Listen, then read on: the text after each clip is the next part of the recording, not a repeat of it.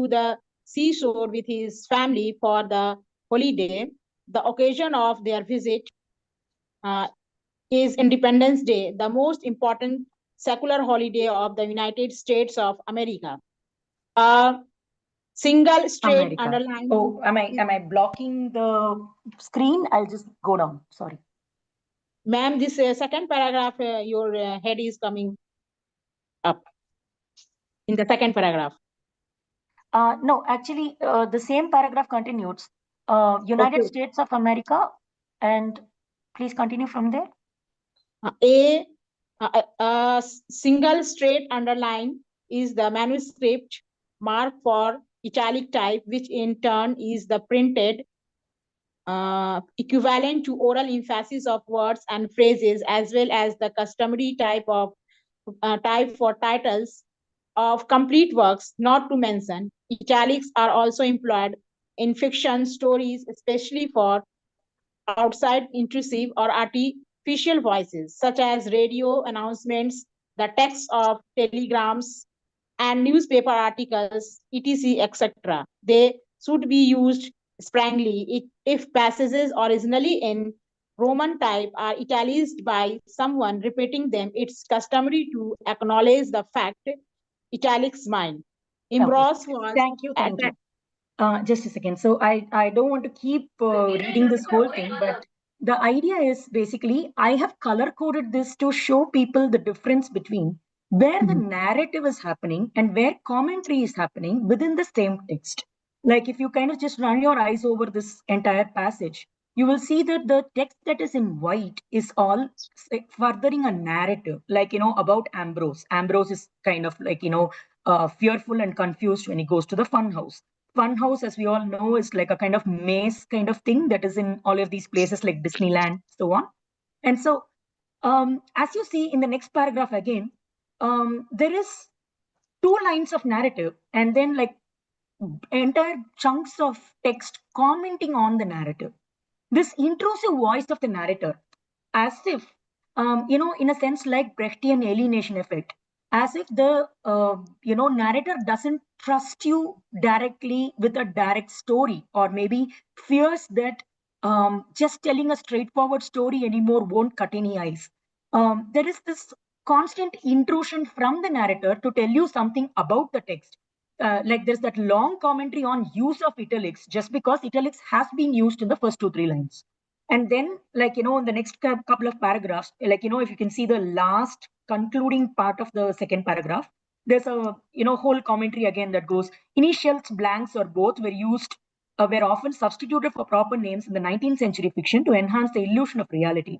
It is as if the author felt it necessary to delete the names for reasons of tact or legal liability. So this notion of constantly having the voice of the, author whispering in your ear, almost like there can be no unmediated stories.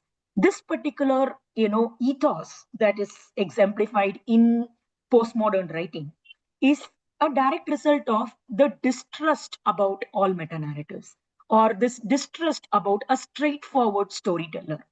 At one time, we used to have this notion of a reliable narrator or an unreliable narrator, but we would still have a single voice. But here we have a certain sort of a polyvocality where you have a certain narrative voice and then an authorial voice that comments on it. Now, this kind of a, what I realize when I teach this particular story in class is my students get very quickly irritated with this. And they get very annoyed about the fact that the story isn't moving. And this man is kind of like shoving his face in and kind of constantly, mumbling in your ear about things that you either don't care for or like, that are very incidental to what happens in the story. But this particular almost a gimmick is very characteristic of postmodern writing, because postmodernism fundamentally distrusted any kind of a single story. And so this is just one example, and I could kind of multiply the examples, but I would suggest for novel length reading, maybe 2 examples just from the top of my head. One would be French Lieutenant's Women from a British context, and which has also been made into a movie. where you constantly have this intrusive narrator kind of like giving you commentary and also misdirecting you and sending you off to a different chapter and so on. And you have a lot of that happening. So its story becomes a kind of a DIY exercise. And then the other example I would possibly think of is something like Italo Calvino's If on a Winter's Night, a Traveler. And that's a story that basically, if you open the opening chapter, it tells you something about now that you bought this book, yeah, find a comfortable place to sit and turn on the lights and best sit in your best cushion and read. Tell your wife and children not to disturb you, etc. Okay. And so that is the way in which the text proceeds. That's the way in which the text constantly talks to you in second person. And uh, all of these kind of gimmickry were happening in the postmodern context.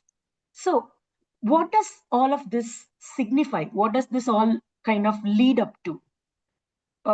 You have another passage here from Don DeLillo's White Noise. I would not ask you to kind of read the whole thing, but you can. I can quickly tell you in 2 minutes what happens here. There is this character called Murray who takes the narrator along with him to go and visit what is known as the most photographed barn in America. And that's mentioned there in capitals. And once they go there to see the most photographed barn, they see a lot of signposts on the way to say this is the most photographed barn, and you are you are these many feet away from it, you are close to it, and here it's coming and so on. And then um, if you wonder about what is really special about this barn, it's not like the highest barn, it's not the greenest barn, it's not the best barn in the country, it's simply the most photographed barn. Now, this is something that you can relate to in the context of the celebrity culture today. Think about, what is Kim Kardashian known for? She's not say the most beautiful person, the richest person, the most intelligent person, or anything of that kind. She's just basically the class of people that we know as famous for being famous. Similarly, what happens here is they go to the most photographed barn. And what is its claim to fame? Is that it has been the most photographed barn. And then there are people standing there in queue to take more pictures of this. So much that if you look at the middle of the paragraph, he says, we are not here to capture an image. We are here to maintain one. Every photograph reinforces the aura. Can you feel it, Jack? An accumulation of nameless energies. And the next line, there was an extended silence. The man in the booth sold postcards and slides. Being here is a kind of spiritual surrender. We see only what the others see, the thousands who were here in the past, those who will come in the future. We've agreed to be a part of a collective perception. This literally colors our vision, a religious experience in a way, like all tourism. Another silence ensued. They are taking pictures of taking pictures, he said. So this is a paragraph that tells you something about the way signs circulate in society. And for those of you who are familiar with Derrida, you would see where this is leading. So the emptiness of signs that circulate with no ultimate signified that it can point to. And in Derrida's words, no transcendental signified. Now that highlights the condition of postmodernism. So here, what we have with us is a sort of list or a table made by Ehab Hassan, the critic, in his book, The Dismemberment of Orpheus, where he's pitching modernism against postmodernism. And so, if modernism had symbolism, postmodernism has Dadaism. And where you have design and purpose in modernism, you have play and chance in postmodernism. Where you have root and depth in modernism, you have rhizome and surface. Here you have interpretation and reading, and then against interpretation or misreading, where you had signified, or at least the hope that you can reach a signified in the modernist belief system, you have only the empty signifier left in the postmodern. And this kind of goes on, and where you have, in the end, the last three that I want to draw attention to. you had metaphysics, or at least a grounds to believe in metaphysics under the modernist canon, while all that remains in postmodernism is irony, where irony basically is the divorce of what you see versus what you say. And that irony was sort of amplified and became the core modus operandi of the postmodernists. We'll talk about that in a minute. And so, where determinate meanings were possible for the modernist, indeterminacy is the order of the day for the postmodern. And where transcendence was conceived as a possibility for the modern, immanence, or just being grounded in this world alone with no possible world outside, became the condition of the postmodern.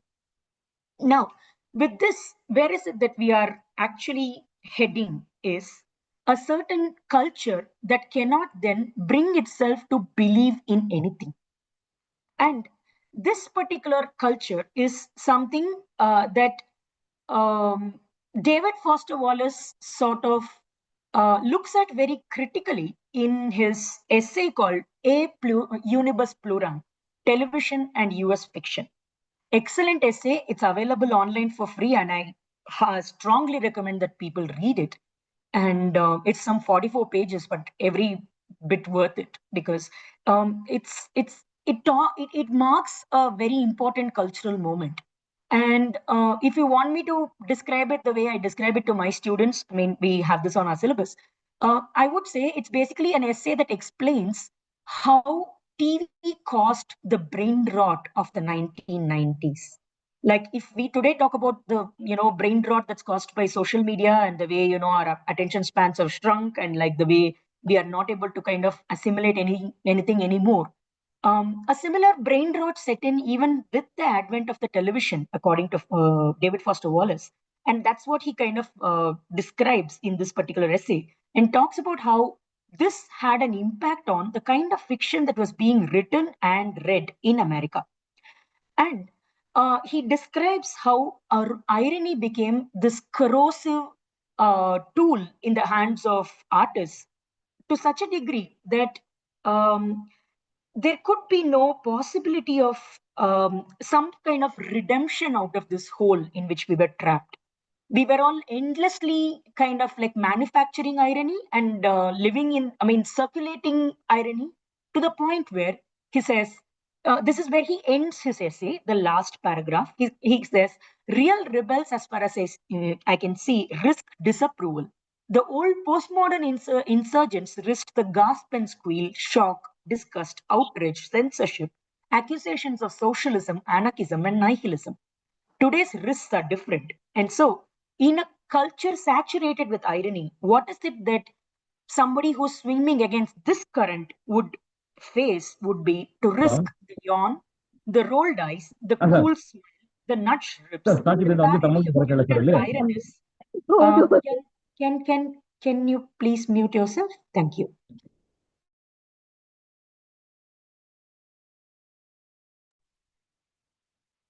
The nudged ribs, the parody of gifted ironies, the oh how banal, to risk accusations of sentimentality, melodrama, of overcredulity, of softness, of willingness to be suckered by a world of lurkers and starers. Thank you. And so he goes on like this. So his proposition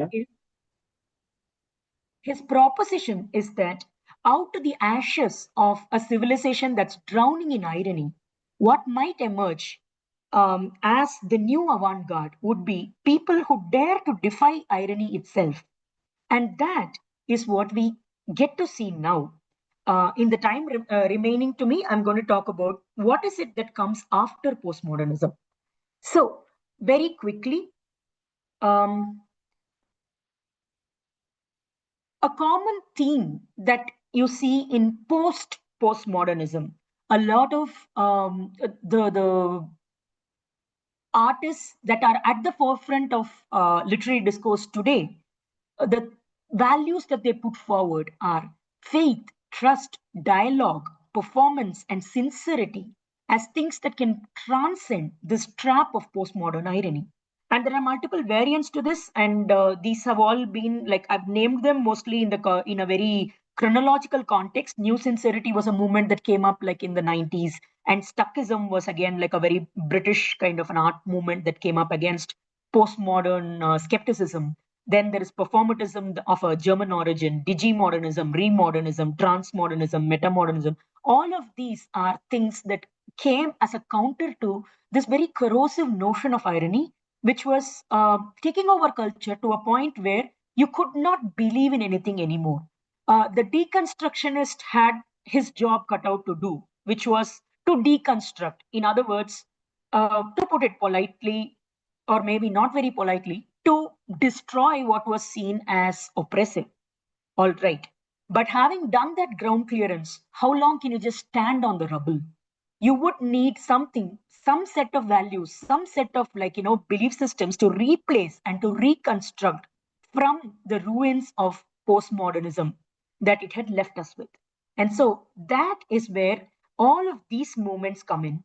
And so metamodernism was an idea proposed by this duo, Timotheus Vermeulen and Robin van den Ecker, in 2010, where it transcends the postmodern irony by a kind of oscillation between a modern enthusiasm and a postmodern irony, between hope and melancholy, naivety and knowingness, empathy and apathy, unity and plurality, totality and fragmentation, purity and ambiguity. And this is a quote taken from their 2010 article on the formation of the metamodern theory. And since then, this field has made a lot of progress. And I'm going to just walk you through a little bit of what is happening in the metamodern scene today. So the first journal of metamodern theory and praxis was launched in November 2024, and it's as current as that. And it's an open access journal that's available for free to read online. I have shared the link here, but you can also look it up. But also true to the fact that this is a very democratic kind of a medium. I mean, it's all happening in a very democratic medium. You can check out the YouTube channel of this person called Brendan Graham Dempsey, who who's one of the co-founders of this journal. And in fact, speaking of democratic means, the launch of the journal and the first call for papers came on his YouTube channel. And so it's the most exciting thing happening in cultural discourse today. And there are a lot of, there's a lot of work happening in the field of metamodernism across the world, which I'll quickly touch upon. But if you go to their journal page, it says the metamodern is an extension of and challenge to both modernism and postmodernism. And how this challenge functions is these are some quotes taken from the inaugural edition of the journal. Like I said, the call for papers was made last year in November, and the first issue of the journal is already out. And these are some of the quotes I've taken from the opening editorial of the journal, where they talk about how the post-truth crisis that we are living with was actually a result of the radical skepticism instituted initially by the left-leaning academia and theorists and so on, but which has now been co-opted by the right. And now that we kind of live in a post-truth era, do we just surrender to it? Do we just throw up our arms in despair and say, yes, this is how it will be? There is no kind of way to dig ourselves out of this hole. No, their answer is you need to try and move beyond postmodernism by means of postmodernism. Therefore, negating negation for a new positivity. And that is how you can go through the process of deconstruction towards reconstruction. And in this process, they are against what they call, in the very philosophical sense, bullshitting, which is just to kind of spin theories like a spider spins a web with no concern for truth. And that they call the whole bane of theory, as it had kind of fallen under the spell of metamodernism, where people were simply producing discourse, probably to advance their careers and to probably sound interesting or something like that, but not really with the concern to inquire into truth.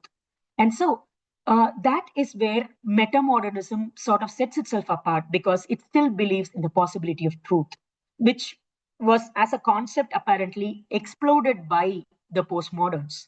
And so now we are coming back a full circle to ask, how can we still possibly believe in truth? And so I want to introduce you to one more thinker who is, again, before going there though, you can go and look at their journal, and they call themselves not interdisciplinary, the way, the buzzword had kind of like spread at a time when we were undergraduates and so on. Instead, they call it anti-disciplinary. And instead of calling it cutting edge research, they call it bleeding edge research, which kind of emphasizes that this is not purely the kind of rational discourse, but has your feelings and spiritual well-being and all of that involved in the whole of your belief system. And therefore, if you look at this particular image of this person called Hansi Freinat, he is actually a fictional philosopher. I'll explain why I say fictional after a minute. But who does real writing. And so there is this article that lists out 5 things that make you metamodern by Hansi Freinat. So Hansi Freinat is basically the pen name of two different thinkers. Both from Nordic region, and they've both written under this collective name of a fictionalized Hansi Freinat, who they claim lives in the Alps and is reclusive and so on. But you can go back and read what he publishes on his Medium page. And this is taken from an essay that he published in 2023. And so this is what I mean by, this is what they probably mean by bleeding edge research, because this is culture as it is unfolding. This is like sitting in 1970s and reading Foucault, So this is what is happening in the field of cultural discourse the world over. And according to Hansi Freinat, there are 5 things that can make you metamodern. One is an awareness of allergies. So if simply the word white people or profit or postmodernism, or, he gives a large list, if any of these words simply make you have an allergic reaction, then that is already like a red flag, as my Gen Z kids would put it. So the fact that you can be aware of your allergies would make you metamodern. And once again, we have a belief in development and progress, but not the same modernist belief in progress and development, which did not brook of any critique. But the idea, this is where reconstruction comes in. Similarly, an understanding of hierarchies. Like postmodernism thought all hierarchies were inherently bad, but metamodernism understands that hierarchies are necessary structurally, only that they must not be unjust hierarchies, but hierarchies are functional units. And further, it aims at reconstruction, and it is very grounded in the synthesis of thought, thinking both and. It is not always a choice between, say, industrialization and conservation. Whatever you think of as polarities, these can actually be brought together into a new synthesis. And this is what Hansi Freinat says is your sign that you are possibly a meta-modern thinker. So there are other books that also exist on what is metamodernism. There's one that was published last year called Say Hello to Metamodernism. Again, this is a book you can find on Kindle, and it gives you like these 11 different features of metamodernism. But since we do not possibly have the time for this, it's 5:45, so I should be mindful. I'll probably, skip my explanation of this. I just want you to probably note the name, and you can look up this book. But this is basically where the meta modern discourse is happening. And so quickly, I'm going to finish my talk. I was like given 40 minutes to actually speak, and so I'll finish my talk in another like 5 to 6 minutes. If this is a modified version of a quotation from T.S. Eliot. It's from Gerent. It's a modified version of a quote from Gerention by Eliot, which says, after such knowledge, what forgiveness? So, if the modern attitude to the world was after such knowledge, what innocence? Think of some typical work of modernist art or poetry, like, say, The Wasteland. You would see the ruins of Western civilization all around, and the protagonist in deep mourning about the impossibility of restoring innocence in a world that stands ruined, that has sort of doomed itself to destruction, and where knowledge has actually um, led to disaster. And so that is a sort of a lamentation of whatever modern progress narrative was being put forward. Now, moving from that lamentation, the postmodern then would say, after such knowledge, why innocence? Why would you want to keep up this pretense of innocence? You cannot, because you know that the world is unequal, you know that women and queer people and minorities everywhere are oppressed, and you know that words can have no determinate meaning, and that you are only being constantly manipulated by media. The world is a kind of simulacrum.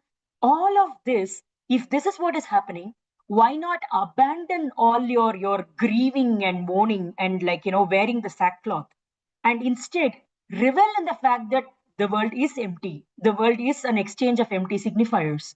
And so why not, why crave after what cannot be restored? After such knowledge, why innocence?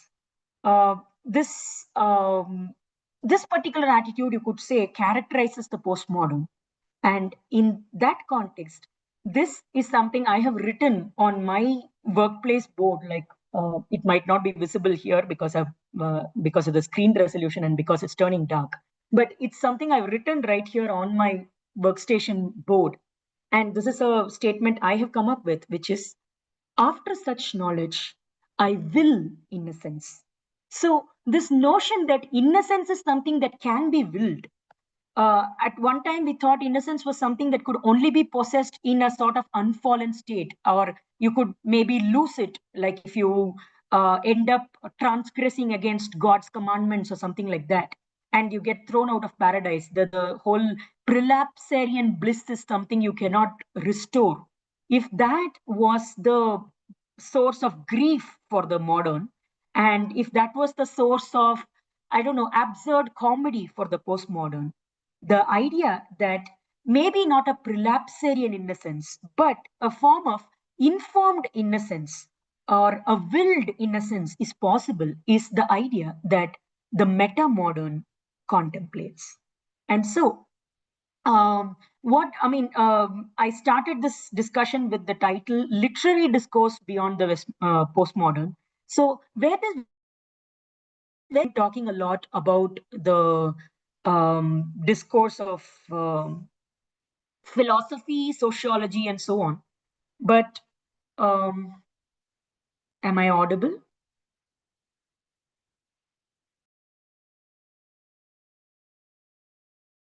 Yes, ma'am, you are audible, ma'am. Ma'am?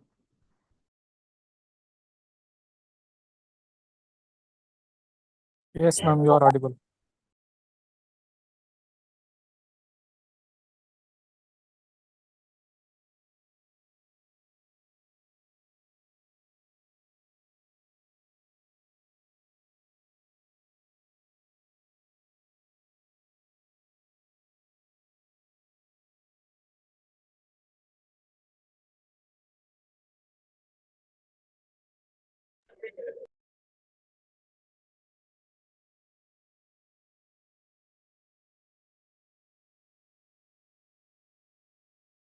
Can you wait for a few minutes?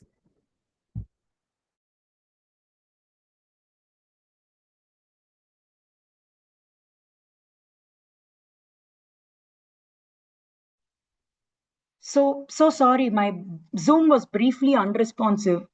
Can someone tell me what was the last thing you heard?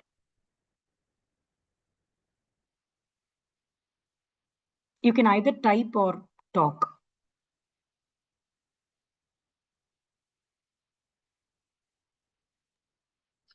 discourse of philosophy, sociology, and so on. Yeah, thank you. So we've been talking a lot only on the discourse in sociology, philosophy, and so on. And where is the literary part of this, if you ask me? I could give you some names for like the current metamodern writers.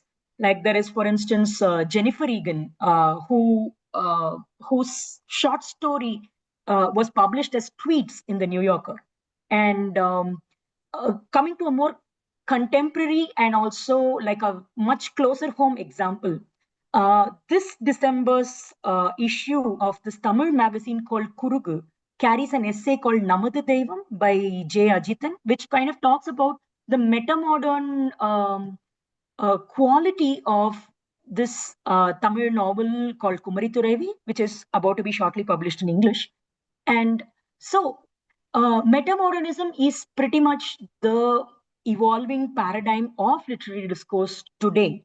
And it's happening not only in some remote western part of the world where we kind of then ape them and catch up decades later, but is happening across the world right now, including in Tamil.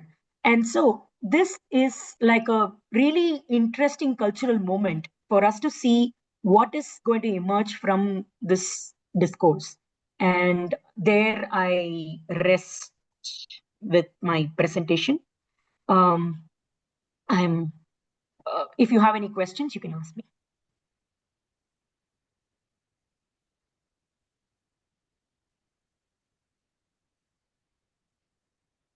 I hope this was not too much of a sprint through a very heavy subject. I can share all of these links with everyone who wants it.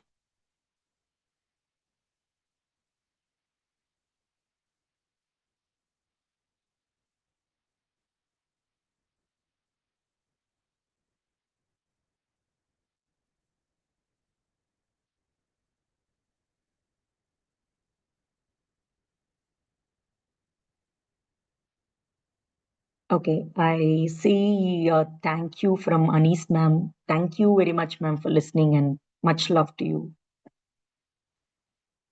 And anyone else, any questions, comments, things to add? Oh, this is a rapidly darkening room. I don't know what that's a metaphor for, though. I'll just turn on the lights. Give me a second.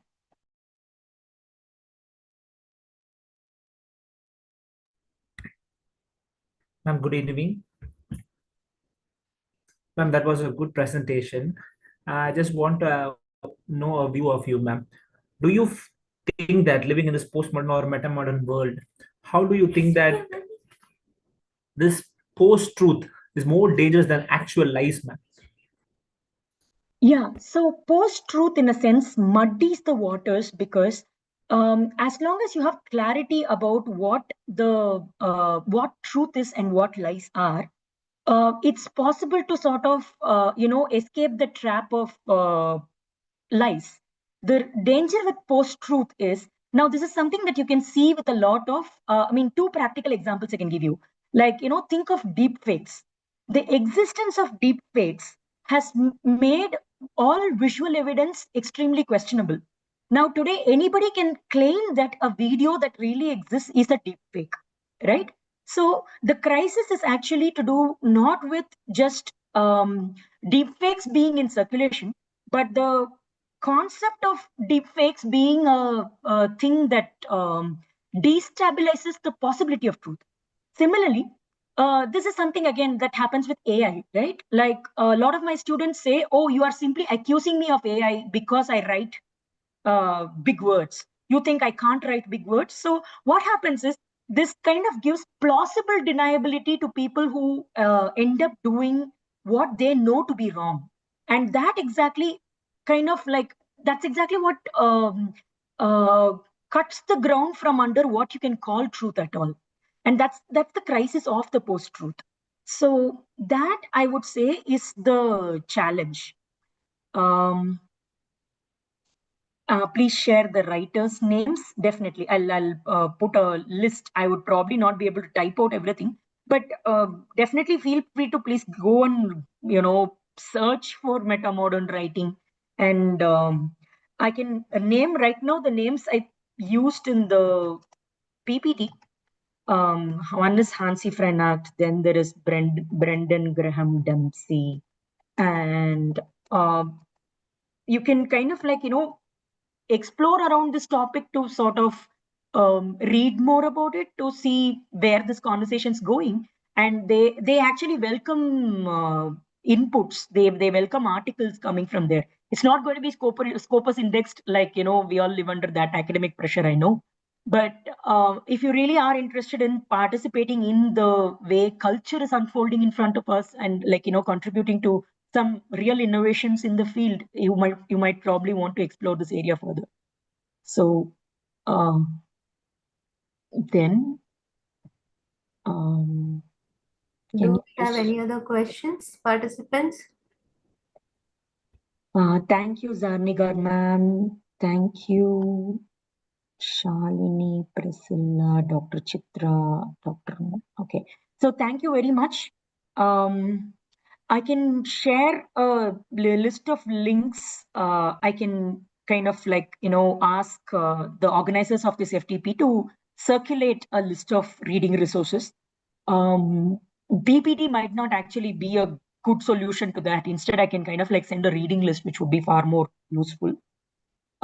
So any other questions on this? Any other comments? Anyone? To be very honest with you, this is something that I am also learning. I am very excited about this because this is culture happening in real time, and which we are getting to witness. And it always feels great that there is something that comes after the utter ruin that we were all foretold would descend on our heads. And so I think what attracts me to it most is this notion that hope is still possible after hope had been written off. And in that context, you might probably want to read, Indian writer. I just mentioned Jay Mohan, right? And then I'll probably share a whole list. And so sorry, before I got interrupted. You might want to read Rutger Bregman's Humankind, A Hopeful History of Humanity, I think is the title of the subtitle of the book. You can just look up this book called Humankind. It has an umbrella on the cover. It's like a white cover with an orange umbrella sort of thing.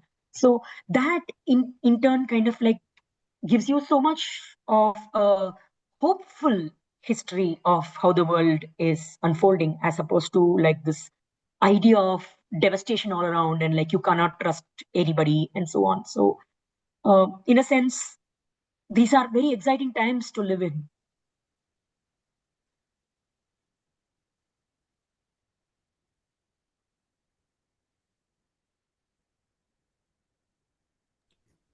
Okay, ma'am. Since there are no more questions, we would like to wind up the session. Okay, there is one more question, ma'am. Okay, yeah, very interesting. Where modernity and postmodernity were uneven or delayed, which is why actually, see, it's a very interesting question. I would refer you to a certain YouTube video by this writer called, I think, William Gertz, called Meta-Modern Values Explained. I'll just type that title here. You can kind of go Google this, and you'll land on that video, Meta-Modern Values Explained. Yeah. So what happens with with this video is the person who's speaking there is one of the two people who actually write under the name of Hansi Frenacht. So that's also very interesting. So William Gertz, what he explains is none of this is even. It's understood that modernity came very late to the global south, and then postmodernity was even later, and then they're constantly playing catch up. But in a sense, we are right now living in a kind of digital society where, this was the reason I gave the example that, when Foucault was writing maybe in 1968 or 1970, by the time it kind of became a thing in India, it would have probably been 90s. So that was the speed at which information was spreading. But now we live in a digitally interconnected world where now I'm telling you that this essay written by Hansi Frenacht in 2023 is something that we are discussing now in 2025. And so, like, communication systems of progress, there are mediums of democratization that are in place where, you move through this. And to answer your question specifically, he talks about how you look at these three as not as deficiencies, but as different growth stages. So from the modern, you grow to the postmodern, and from the postmodern, you grow to the metamodern. Now, this could kind of like happen at different time lags, but if you see that there is a certain inevitable growth happening, you will just see that people are different, just in different temporal stages. And so, thanks to some of the communication that we have today, and thanks to the spread of ideas across the world, I think it is happening in a much faster pace than it used to.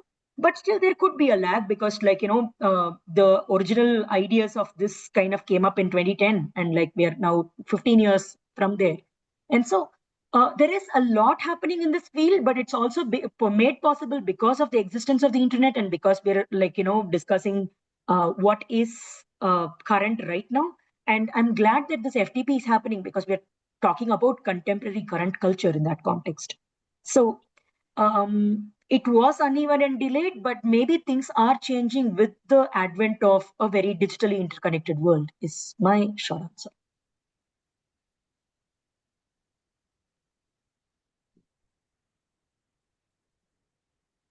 Any further questions? Actually, that's a lovely question. Thank you. Okay, ma'am. Thank you so much for your session, ma'am. As we come to the end of today's opening session, I would like to express my gratitude to the speaker, Dr. V. Aishwarya, the participants, and the organizing team for the smooth conduct of today's session. A heartfelt gratitude to all the faculty members and scholars from different colleges for joining us in this FDP. Let's make the most of this opportunity to learn and grow together. As we conclude day one of the FTP, I kindly request all the participants to fill the feedback form shared in the WhatsApp group, and we look forward to seeing you all throughout the 5 days of the program. Okay, 1 minute before you close, I just want to quickly answer Professor Chris' question. I can't explain right now, she's concluded the session, but I would suggest that you look at that Greg Dember book, sir, the Say Hello to Metamodernism, that's available on Kindle. So I think he, talks about ironicity, and that would probably kind of like be a good explanation for the question you asked. Thank you. Thank you, ma'am. Okay, participants, kindly find that file that we have shared. You have your participation registration number, participants registration number. Please note that number and fill in the feedback form. It will be easier for you later to find your certificates from the drive link. That is why we have done this. Please do ensure that you enter the correct number while you are filling the form. Thank you so much. You can leave the session. Thank you so much once again, Aishwarya ma'am, for your session. Very insightful and wonderful beginning to our 5-day FDP, online FDP. Thank you so much, ma'am. Thank you all. Thank you all the participants. You can leave the session.